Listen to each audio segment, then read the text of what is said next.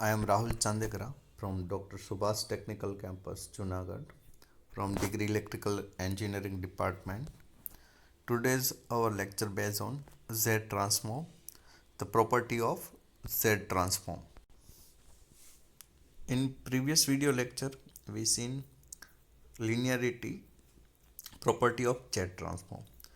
In this video lecture, the other remaining properties of Z transform, the time shifting. So if x of n z transform is x of z, then the x of n minus k z transform is z raised to minus k x of z. The ROC of z raised to minus k x of z is the same as that of x of j, except for z equal to 0 if k greater than 0 and j equal to infinity if k less than infinity.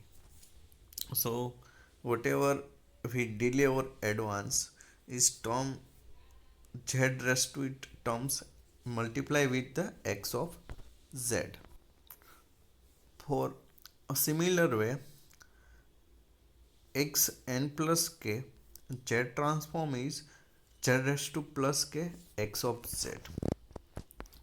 Here x of n minus k indicate that the sequence is shifted in time domain delay. So shifting the sequence in time domain by minus k sample corresponding to multiplication by z raised to minus k in frequency domain. The next third property is scaling in the z domain. If x of n z transform is x of z, then a raised to n is multiplied with the x of n, then the z transform is x of z by a. So a is a real or any constant, a real or complex. So ROC is mod a multiply with the R1 less than mod j less than mod a R2. So whenever we multiply with the any scale, so it is divided by z by a. For proof, z transform of x of n equal to x of z equal to, by the definition, summation n equal to minus infinity to infinity xn z raised to minus n. In that xn is a raised to n x of n, so summation a raised to n x of n z raised to minus n. So we can write x of n a raised to n z raised to minus n. For this, if we put in bracket and make minus n outside, then a raised to must be minus 1. So xn a raised to minus 1 multiply by with z the whole raised to minus n. So it is x of n z by a raised to minus n. So comparing equation, z of a raised to n x of n equal to the x z transform of z by a. So a raised to n, so we get a raised to n x of n z transform is z transform of z by a, x of z by a. For ROC of x of z is R1 less than z less than R2. To obtain of x of z by a, replace z by a. So ROC of x of z by is R1 less than mod z by a R2. So ROC of x of z by a is mod a R1 less than mod z less than mod a R2. Scaling in the time domain corresponding to shrinking or expanding the z plane.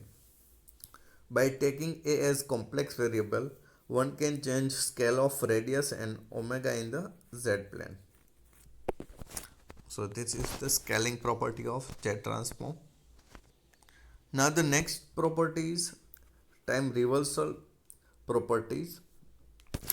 If x of n Z transform is x of z and the ROC is R1 less than Z less than R2, then x of minus z, x of minus n, the Z transform is x of z raised to minus 1 or x of 1 upon z. So ROC is 1 upon R2 less than mod z less than 1 upon R1. So let's see the proof. According to definition of Z transform, we have x of z equal to summation x of n z raised to minus n. So if x of minus n, so we put x of n instead of x of minus n instead of x of n. So z of x minus n equal to summation x of minus n z raised to minus n. Now put L equal to minus n. The limit will change as follow: n equal to minus infinity, L equal to infinity. When n equal to infinity, L equal to minus infinity, so limit will be changed. So x of z transform of x of minus n equal to summation L equal to infinity to minus infinity x of L z raised to L. For the next x of minus n equal to summation, again we change the limit L equal to minus infinity to infinity xl z raised to minus 1 raised to minus L. So comparing this equation with the definition, so z transform of x of minus n equal to x of z raised to minus 1.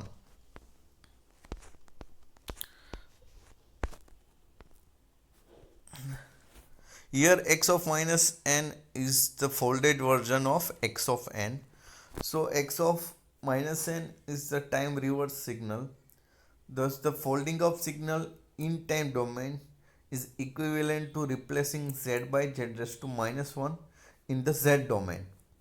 So replacing z by z raised to minus 1 or inverse z is called as inversion, and folding in time domain is equivalent to inversion in the z domain. So ROC is 1 upon R2 less than mod z less than mod 1 upon R1. The next property is differentiation in z domain. The statement is if x of n z transform is x of z, then the n multiply with the x of n, then the z transform is minus z dx of z divided by dz. So according to definition, x of z equal to summation x of n z raised to minus n. So differentiation with both side with respect to z. So dx of z divided by dz equal to d by dz, the whole equation. We can transfer d by dz inside the summation sign. So dx of z by dz equal to summation n equal to minus infinity to infinity d by dz of x of n z raised to minus n. So summation minus n x of n z raised to minus n minus 1, but z raised to minus n minus 1 can be write as z raised to minus n multiply by z inverse. So dx of z divided by dz equal to summation minus n x of n z raised to minus n multiply by z inverse. Since the limit of summation are in the term of n, we can take z raised to minus 1 outside the summation.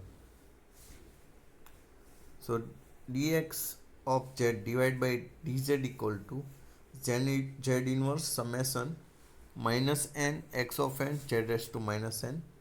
So taking negative sign outside the summation, so finally we get dx of z dz equal to minus z raised to minus 1 summation n x of n raised to multiply with the z raised to minus n.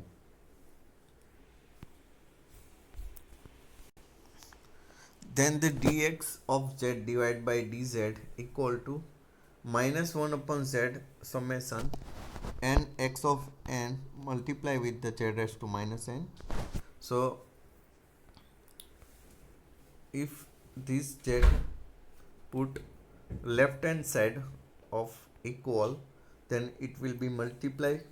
So it is minus z dx of z dz equal to summation n x of n multiply with the z raised to minus n. So comparing right hand side with the equation, so we get minus z dx of z divided by dz equal to z of n multiply x of n. So finally we get n x of n z transform is minus z dx of z divided by dz.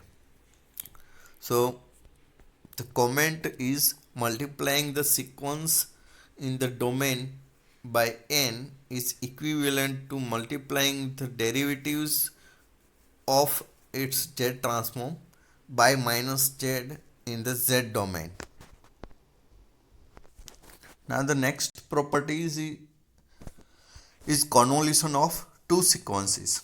So x1 of n z transform x1 of z, then the x2 of n z transform is x2 of z, then the x1 of n convolution x2 of n, then the z transform is x1 of z multiply with the x2 of z. So it is very useful when we have to convolution, so we don't need any very long method to find the convolution.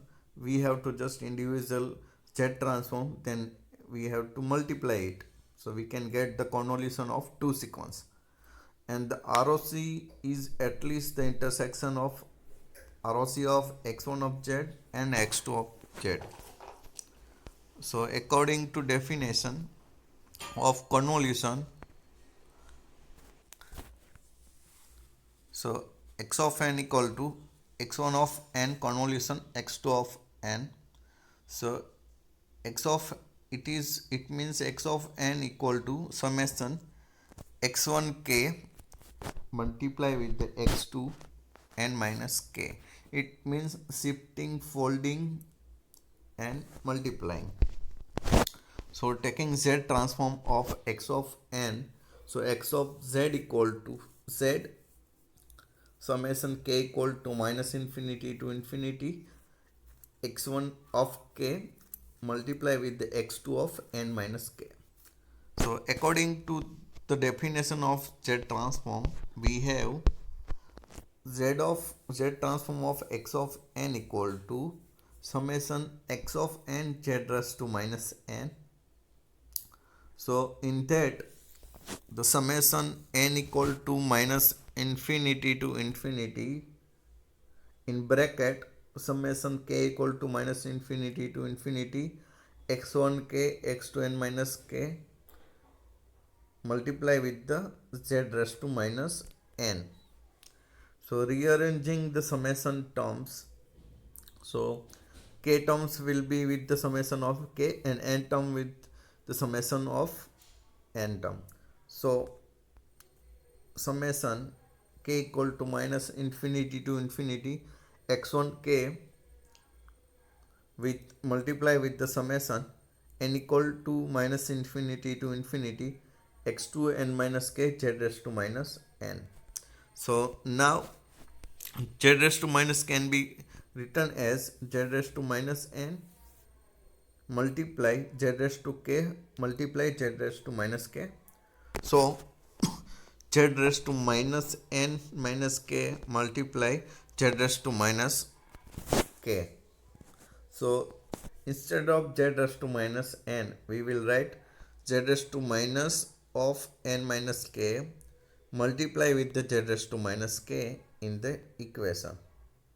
So our equation becomes summation x1 of k summation x2 n minus k z raised to minus of n minus k multiply with the z raised to minus k. In the second summation, the limit of summation are in the term of n, so we can take z raised to minus k out of the summation. So summation x1 k z raised to minus k summation x2 n minus k z raised to minus n minus k. In the second summation, n minus k equal to m, then the limit will change as follow: n equal to minus infinity, so minus infinity minus k equal to m, so m equal to minus infinity.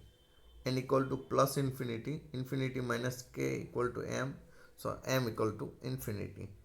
So now we put n minus k equal to m, so z of x of n equal to summation x1 k z raised to minus k multiply with the summation x2 of m z raised to minus n.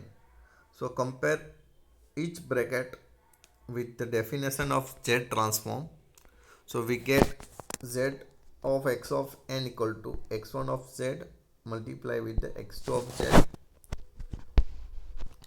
So but here x of n equal to x1 of n convolution x2 of n, so equal to x1 of z multiply with the x2 of z.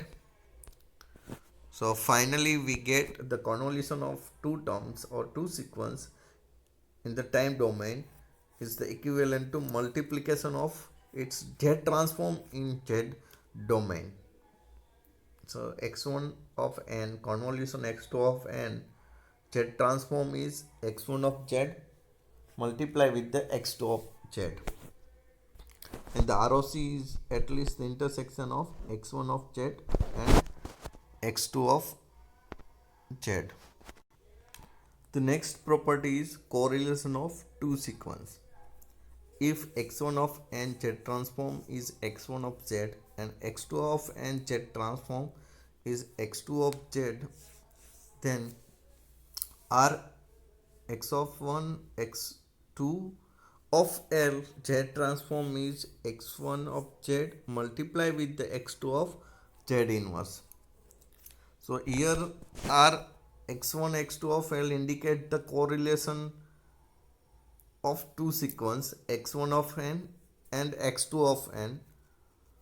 Now we can represent the correlation in the term of convolution as R x1 x2 of L equal to x1 of L convolution x2 of minus L.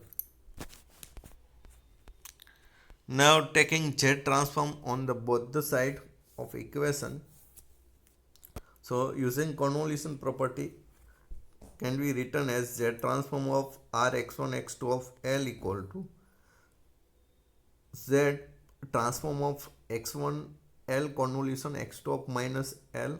So previous property is the convolution, so we have to find z transform and multiply. So z of R x1 x2 of L equal to z transform of x1 of L multiply the z transform of x2 of L. So here x2 of minus L is the folded version of x2 of L. Using time reversal property, so z of R x1 x2 of L equal to x1 of z multiplied x2 of z raised to minus 1. So correlation x1 x2 of L equal to z transform of x1 of z multiply x2 of minus z. ROC is the intersection of ROC of x1 of z and x2 of z inverse. Correlation of two sequence in time domain is equivalent to multiplication of its z transform with the other sequence inverted in z domain. The next property is multiplication of two sequences. So x1 of n z transform is x1 of z and x2 of n z transform is x2 of z. Then the x1 of n multiply with the x2 of n, the z transform is 1 upon 2 pi j, j is the complex. So closed contour integration of x1 of v multiply x2 of z by v and v inverse dv. Here integration C indicate the closed contour integration. The closed contour encloses the origin and lies in the ROC, which is common to both x1 of v and x2 of 1 by v. For understanding this property, we have to first study inverse Z transform. Then we will again switch to this proof of these properties. You can read here. Here we will use the formula of inverse Z. We will study inverse Z in the next section. At this stage we will use only the equation of inverse Z. So we will study, then we will switch. The next property is initial value theorem. If x of n is a causal sequence, then its initial value is given by x of 0 equal to limit z raised to infinity x of z. So according to definition of z transform, x of z equal to summation x of n z raised to minus n. But if x of n is causal sequence, then the limit of summation will be n equal to 0 to n equal to infinite.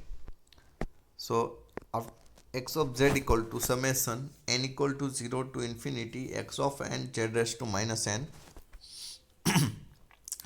Expanding the summation by putting n value 0 to up to some value.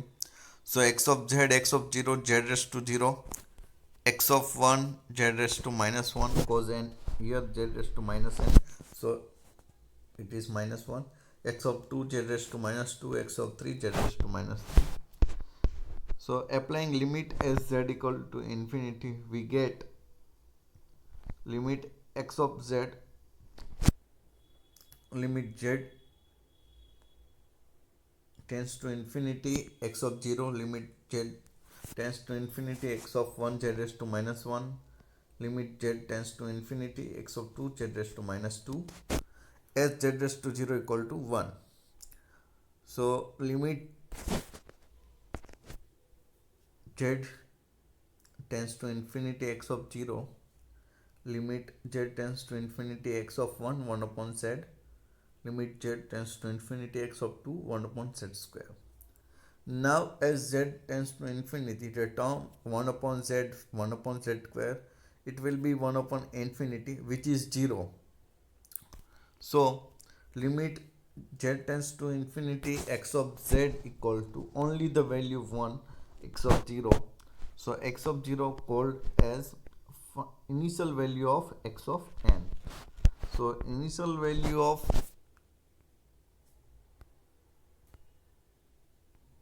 x of 0 equal to limit z tends to infinity x of z. For initial value, the limit is z tends to infinity. The final value theorem, if x of n z transform is x of z,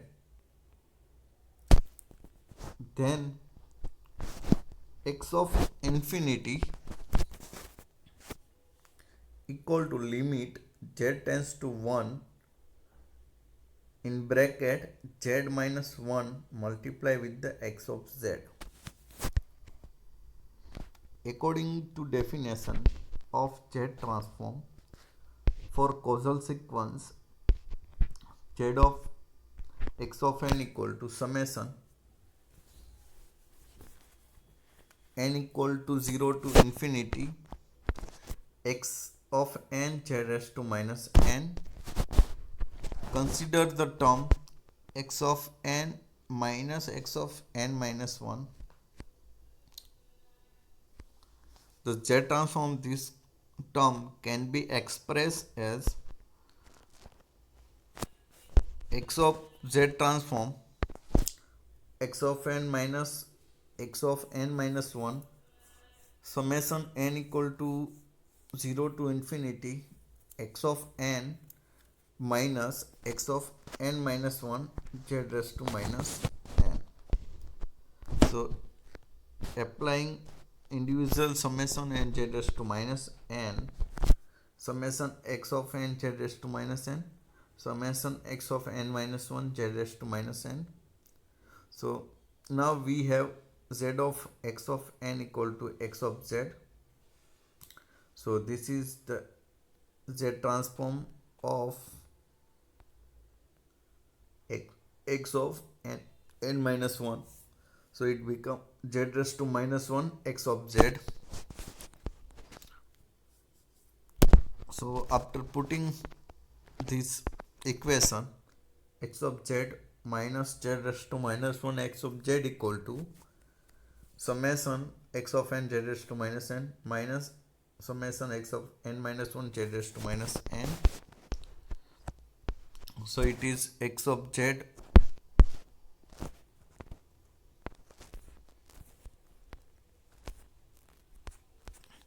one minus z raised to minus 1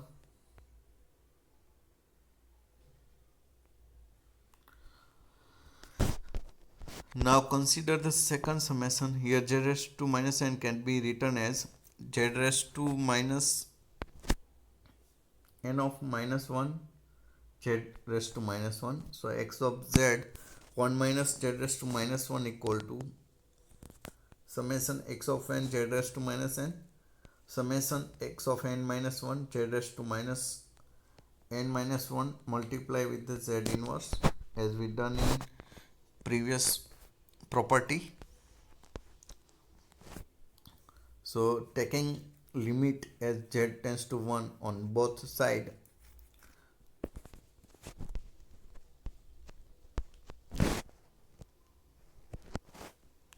so remember the first summation is z of x of n and second summation is z of x of n minus 1.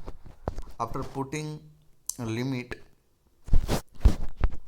z tends to 1 x of 0 minus z raised to minus 1 x of minus 1 plus x of 1 z raised to minus 1 x of 0. So x of 2 z raised to minus 1 x of 1, so on up to infinity. Here limit z tends to 1 we will get a limit z tends to 1 z raised to minus 1. So limit z tends to 1 upon z equal to 1 and x of minus 1 equal to 0, because x of n equal to 0 for n equal to minus 1 it is a causal system.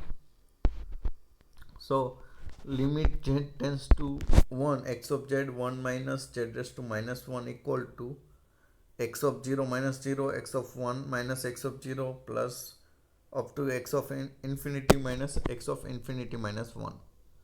So x of infinity, here we are adding the difference between two terms and this addition is up to infinity.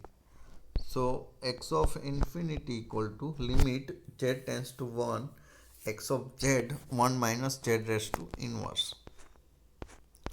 So here the summary of all the properties. So first, linearity. Ax1 of n, a2 of x2 of n z transform is a1 x1 of z plus a2 x2 of z. Time shifting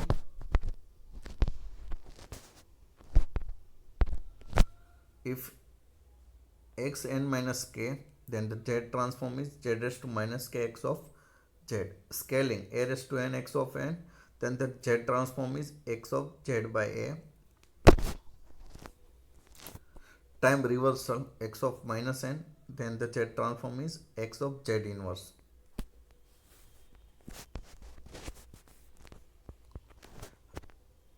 Differentiation nx of n z transform is minus z d by dz x of z convolution x1 of n x2 of n convolution, then the multiplication of x1 of z x2 of z. Correlation x1 x2 of L equal to z transform x1 of z multiply with the x2 of z inverse. Multiplication and Parseval's relation, we both use inverse of z. So x1 of n multiply x2 of n, the z transform is 1 upon 2 pi z close integration x1 of v x2 of z by v raised to minus 1 dv, and the Parseval's relation is summation n equal to minus infinity to infinity x1 of n convolution x2 of n, z transform is 1 upon 2 pi j close integration x1 of v x2 conjugate of x2 upon v conjugate v raised to minus 1 dv. We will study after z inverse. Initial value theorem for causal x of n, x of 0 equal to limit z tends to infinity x of z. For final value theorem, causal of x of n, x of infinity equal to limit z tends to 1 x of z. Thank you.